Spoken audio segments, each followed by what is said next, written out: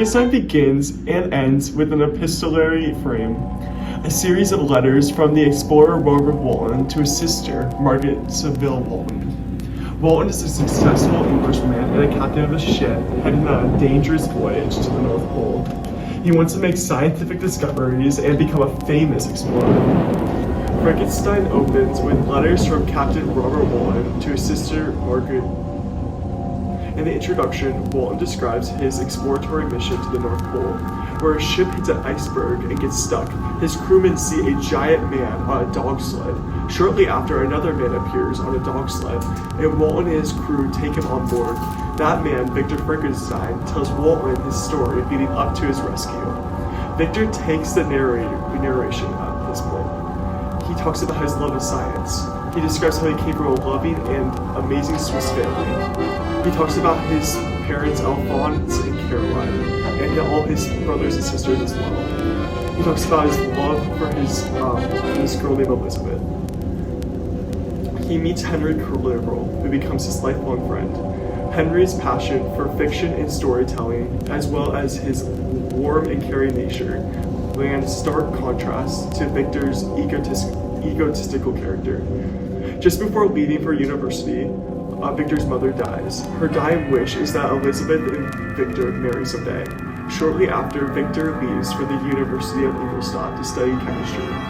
And then he's an incredible student in research and makes a breakthrough discovering the source of life. During the rising action, he collects corpses from local graves, stitches them together as an 8-foot tall body and animates it.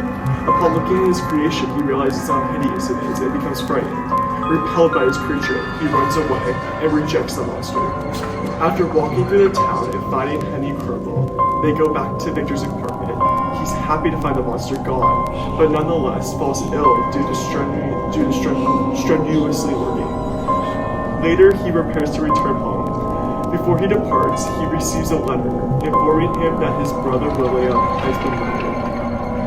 The family servant Justine is accused and found guilty of the murder, although Victor suspects it was the monster.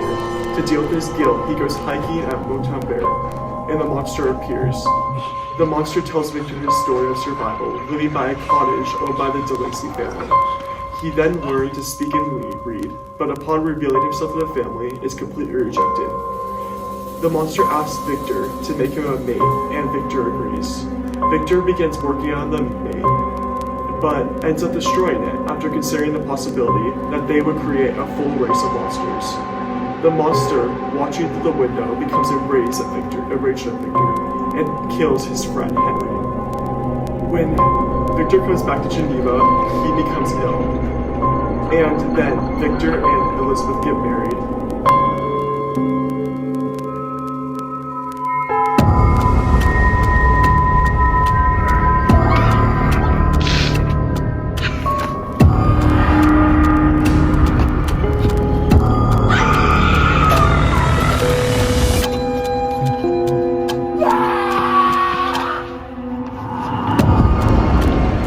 Victor comes into the room to find Elizabeth dead because of the monster.